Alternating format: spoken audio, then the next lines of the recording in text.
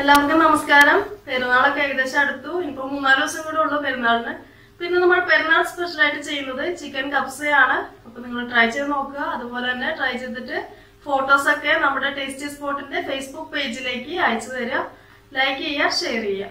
പിന്നത്തെ നമ്മുടെ special chicken കപ്സ എങ്ങനെ ഉണ്ടാക്കുന്നത് നോക്കാം. അപ്പോൾ നമ്മുടെ ചിക്കൻ കപ്സ ഉണ്ടാക്കാനായിട്ട് ഞാനിവിടെ 1 കിലോ ചിക്കൻ എടുത്തിട്ടുണ്ട്. ഇതിന്റെ സ്കിന്നൊന്നും കളഞ്ഞിട്ടില്ല കേട്ടോ. സ്കിന്നോട് കൂടിയുള്ള ചിക്കനാണ് നമുക്ക് ഇതിലേക്ക് വേണ്ടത്. പിന്നെ നിങ്ങൾക്ക് ഒട്ടും സ്കിൻ താല്പര്യം ഇല്ലെങ്കിൽ മാത്രം കളയാം. പക്ഷെ സ്കിന്നും കൂടി ഉണ്ടെങ്കിലായിരിക്കും ആ റൈസിന് ഇച്ചിരി കൂടി ഒരു ടേസ്റ്റ് കിട്ടുക. അതുപോലെ തന്നെ ഇത് വലിയ പീസായിട്ടാണ് കേട്ടോ. അതായത് കറക്റ്റ് 2 ആയിട്ടാണ് ഞാൻ കട്ട് ചെയ്തെടുത്തേക്കുന്നത്. നിങ്ങൾക്ക് വേണമെങ്കിൽ ചെറിയ പീസായിട്ട് കട്ട് ചെയ്തെടുക്കാം.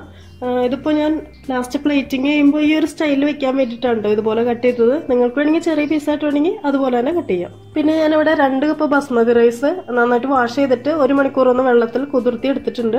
ഇതിലിപ്പോ കൂടുതലായിട്ടുള്ള ഇൻഗ്രീഡിയൻസ് ഒന്നും ഇല്ല കേട്ടോ. ഇതിൽ ചേർക്കുമ്പോൾ പറഞ്ഞു തരാനായിട്ടുള്ള ഇൻഗ്രീഡിയൻസേ ഉള്ളൂ. അപ്പൊ നമുക്ക് തുടങ്ങാം. ചൂട് കട്ടിയുള്ള ഒരു പാൻ വെക്കുക. ചൂടായിട്ട് വരുമ്പോൾ അതിലേക്ക് നമുക്ക് ഓയിൽ ഒഴിച്ചു കൊടുക്കാം. ഞാനിപ്പോൾ ഇവിടെ സൺഫ്ലവർ ഓയിലാണ് ഒഴിക്കുന്നത്.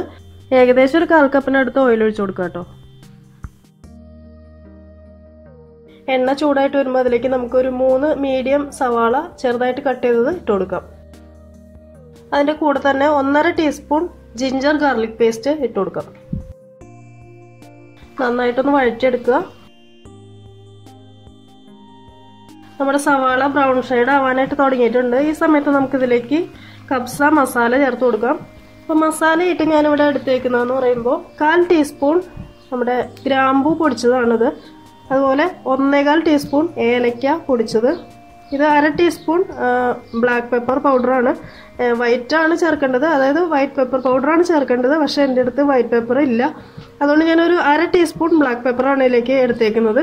അതിന് പകരമായിട്ട് ഞാൻ കുറച്ച് പച്ചമുളകും കൂടെ ചേർക്കുന്നുണ്ട്. പിന്നെ നമുക്കൊരു 1 ടീസ്പൂൺ പട്ട പൊടിച്ചതും കൂടെ വേണം.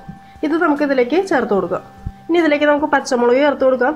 ഞാനിപ്പോൾ ഒരു 6 പച്ചമുളക് എടുത്തിട്ടുണ്ട്. നല്ല എരിവുള്ള ടൈപ്പ് പച്ചമുളകാണ്, അതുകൊണ്ടാണ് 6 എടുത്തേക്കുന്നത്. അതുപോലെ തന്നെ ഞാനിപ്പോൾ എടുത്തത് 1/2 ടീസ്പൂൺ കുരുമുളകാണല്ലോ. അപ്പോൾ നിങ്ങൾ ചേർക്കുമ്പോൾ 1 ടീസ്പൂൺ വൈറ്റ് പെപ്പർ പൗഡർ ചേർക്കുക. എന്നിട്ട് അതിനനുസരിച്ചിട്ട് ബാക്കി പച്ചമുളക് ചേർത്താൽ മതി. ഈ പച്ചമുളക് ചേർക്കുമ്പോൾ ഇത് കട്ട് ചെയ്തിടണ്ട കേട്ടോ. ഇതുപോലെ ഫുള്ളായിട്ട് തന്നെ ഇട്ടാൽ മതി. ഇതിനിപ്പോൾ വെന്ത് വരുമ്പോൾ അതിൻ്റെ ആ ഒരു ഫ്ലേവർ ശരിക്കും ഇതിലേക്ക് ഇറങ്ങും. ശരിക്കും എരിവൊക്കെ ഉണ്ടാവും.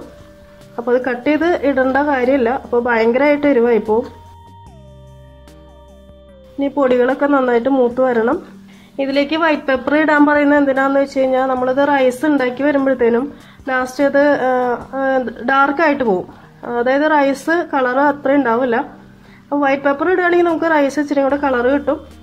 അപ്പോൾ അതുകൊണ്ടാണ് നമ്മൾ ബ്ലാക്ക് പെപ്പർ യൂസ് ചെയ്യേണ്ടതെന്ന് പറയുന്നത്. ഇനിയിപ്പോൾ ഇല്ലെങ്കിൽ ഞാനിപ്പോൾ ഈ ചെയ്ത പോലെ തന്നെ 1/2 ടീസ്പൂൺ ബ്ലാക്ക് പെപ്പർ ഇടുക. ബാക്കിയുള്ള പച്ചമുളക് കൂടെ ചേർത്ത് കൊടുക്കുക കേട്ടോ. ഇപ്പം ഏകദേശം നമ്മുടെ പൊടികളൊക്കെ നന്നായിട്ട് മൂത്ത് വന്നിട്ടുണ്ട്. ഇതിലേക്ക് നമുക്ക് തക്കാളി ചേർത്ത് കൊടുക്കാം. ഇതിലേക്ക് ഞാനിപ്പോൾ ഇവിടെ എടുത്തിരിക്കുന്ന 3 മീഡിയം തക്കാളിയാണ് എടുത്തേക്കുന്നത്. ഇത് മിക്സിയുടെ ചെറിയ ജാറിൽ ജസ്റ്റ് ഒന്ന് കറക്കിയെടുത്തതാണ്. അധികം പേസ്റ്റ് ആയിട്ട്, അതായത് ടൊമാറ്റോ പ്യൂരി ആയിട്ട് വന്നിട്ടില്ല. കുറച്ച് കഷ്ണങ്ങളായിട്ട് തന്നെ ഉണ്ട്. അപ്പോൾ അത് ഇതിലേക്ക് നമുക്ക് ചേർത്ത് കൊടുക്കാം.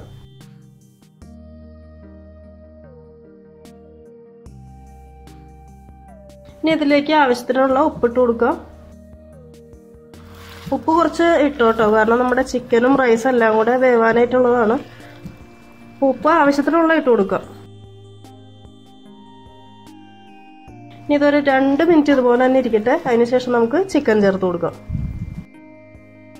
ഇപ്പോൾ 2 മിനിറ്റ് കഴിഞ്ഞു. നമ്മുടെ തക്കാളി നന്നായിട്ട് വാടി വന്നിട്ടുണ്ട്. ഇതിലേക്ക് നമുക്കിനി ചിക്കൻ ചേർത്ത് കൊടുക്കാം.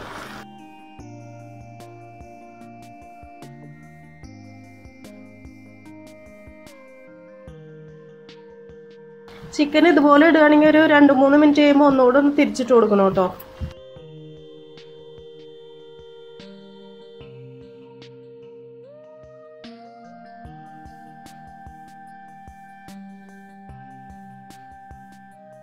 ഇനി ഇതിലേക്ക് നമുക്ക് വെള്ളം ഒഴിച്ചു കൊടുക്കാം. വെള്ളത്തിന്റെ അളവെന്ന് പറയുമ്പോൾ നമ്മളിപ്പോൾ 2 കപ്പ് അരിയാണ് എടുത്തത്. അപ്പോൾ അതുകൊണ്ടൊരു 3-3.5 കപ്പ് വെള്ളം മതിയാകും. അപ്പോൾ നമുക്കിതിലേക്ക് ഒരു തൽക്കാലം ഒരു 3 കപ്പ് വെള്ളം ഇതിലേക്ക് ഒഴിച്ചു കൊടുക്കാം.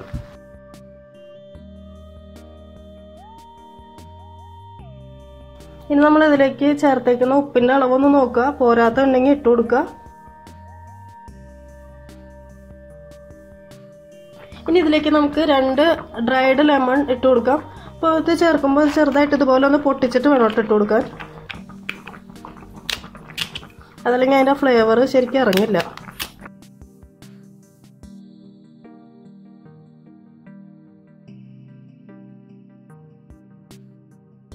ഇനി ഇത് അടച്ചു വെച്ചിട്ട് ഒരു 20 മുതൽ 25 മിനിറ്റ് വരെ വേവിച്ചെടുക്കുക. ടൈം 20-25 മിനിറ്റ് എന്ന് ഞാൻ പറഞ്ഞതേ ഉള്ളൂ. നമ്മുടെ ചിക്കൻ ഒന്ന് വെന്ത് വന്നാൽ മതി. അതിനുശേഷം നമുക്ക് ബാക്കി കാര്യങ്ങൾ ചെയ്യാം. തീ മീഡിയം ഫ്ലെയിമിൽ വെച്ചാൽ മതി കേട്ടോ. തീ കൂട്ടിയൊന്നും വെക്കണ്ട, അതുപോലെ കുറച്ചും വെക്കണ്ട. ഒരു മീഡിയം ഫ്ലെയിമിൽ വെച്ചിട്ട് വേവിച്ചെടുക്കുക. ഇപ്പോൾ ഒരു 20-25 മിനിറ്റ് കഴിഞ്ഞിട്ടുണ്ട്. നമ്മുടെ ചിക്കൻ വെന്ത് വന്നിട്ടുണ്ട്. ഇത് ഇടയ്ക്കൊന്ന് ഞാൻ തുറന്നു നോക്കിയായിരുന്നു കേട്ടോ. അതുപോലെ ചിക്കൻ ഒന്ന് തിരിച്ചിട്ട് കൊടുത്തായിരുന്നു. ഇത് നമ്മൾ ഫുള്ളായിട്ടാണല്ലോ ഇട്ടിരുന്നത്. അപ്പോൾ അതുകൊണ്ട് ഇടയ്ക്ക് ചിക്കൻ ഒന്ന് തിരിച്ചിട്ട് കൊടുത്തായിരുന്നു.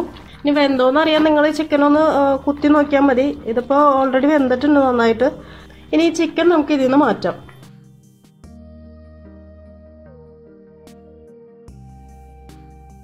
ഇനി ഇതിലേക്ക് നമുക്കൊരു 1/2 കപ്പ് വെള്ളം കൂടെ ഒഴിക്കാം. എന്നിട്ട് നമ്മുടെ റൈസ് ചേർത്ത് കൊടുക്കാം.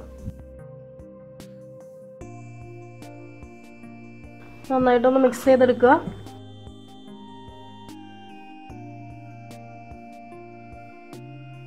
ഇനി ഇത് മൂടി വെച്ചിട്ട് വേവിച്ചെടുക്കുക. അപ്പോൾ ടൈം പറയണില്ല, ഏകദേശം ഒരു 10-15 മിനിറ്റ് എടുക്കും. അപ്പോൾ മീഡിയം ലോ ഫ്ലെയിമിൽ വെച്ചാൽ മതി, തീ കൂട്ടി ഇടരുത്. അതുപോലെ തന്നെ ഇതിൽ നമ്മളിപ്പോൾ 3.5 കപ്പ് വെള്ളം ഒഴിച്ചിട്ടുണ്ട്.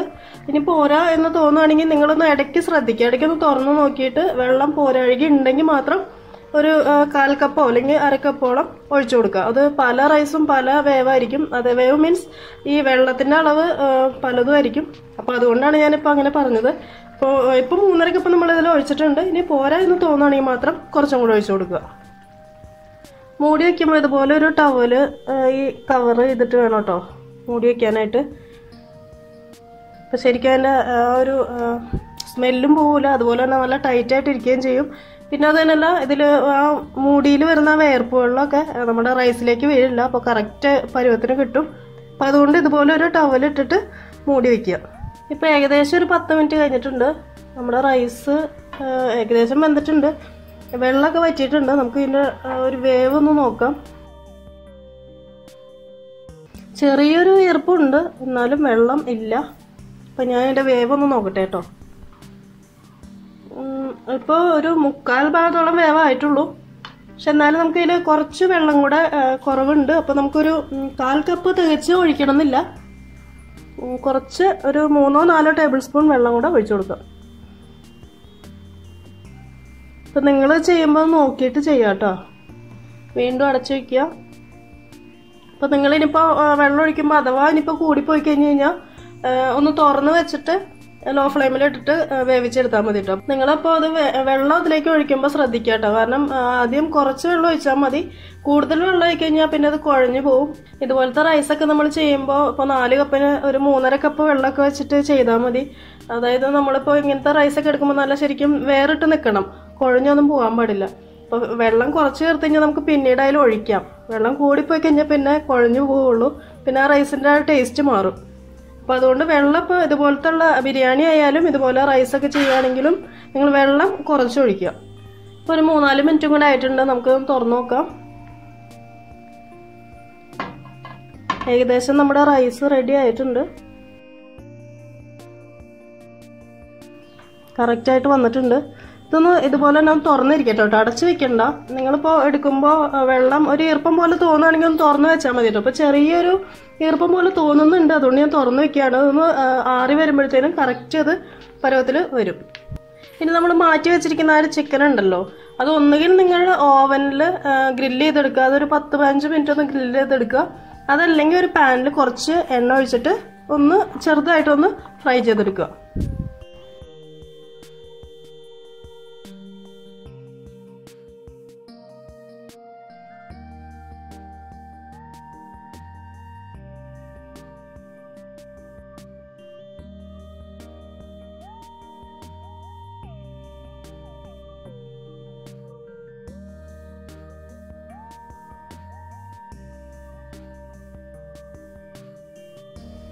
ഇതാ അപ്പോൾ നമ്മുടെ കിഡിലൻ ചിക്കൻ കബ്സ റെഡി ആയിട്ടുണ്ട്. നമ്മുടെ പ്ലേറ്റിങ്ങിൻ്റെ പാത്രം കുറച്ച് ചെറുതായി എന്ന് തോന്നുന്നുണ്ടല്ലേ. ഇത് ഇവിടെ ഒരു പ്രാവശ്യം മന്തി വാങ്ങിച്ചപ്പോൾ കിട്ടിയൊരു പ്ലേറ്റ് ആണ്. അന്നത് കളഞ്ഞില്ല, കളയാണ്ട് എടുത്ത് വെച്ചതുകൊണ്ട് ഇതുപോലെയൊക്കെ പ്ലേറ്റിങ് ചെയ്യാനായിട്ട് പറ്റി.